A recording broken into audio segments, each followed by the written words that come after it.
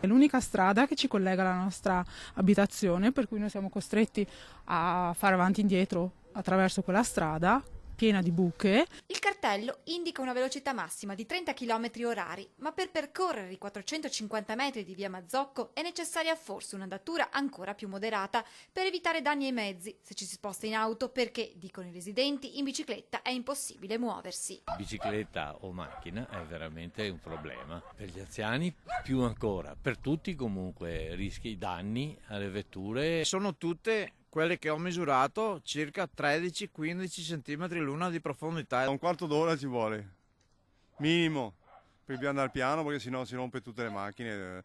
Già la mia devo portare al meccanico perché è già partito qualcosa. Gli anziani, che si spostano esclusivamente in bicicletta, raccontano di essere costretti a rimanere in casa e a chiedere aiuto ai vicini per le semplici commissioni quotidiane. Faccio fatica perché le buche mi sembra di cadere per terra perché sono profonde. Ormai non si può prendere fuori da qua. Ma i disagi non si fermano qui, come spiega questa signora, la cui madre malata necessita di assistenza. Il personale dell'USA ha detto che non viene più ad assisterla a casa, né fare i prelievi, nulla, perché la strada è indecente, quindi stiamo perdendo dei servizi fondamentali. Via Mazzocco è una strada comunale, come riportato in un documento del catasto datato settembre 1964, ed è agli uffici di Piazza Caduti a Mogliano che i cittadini si sono rivolti.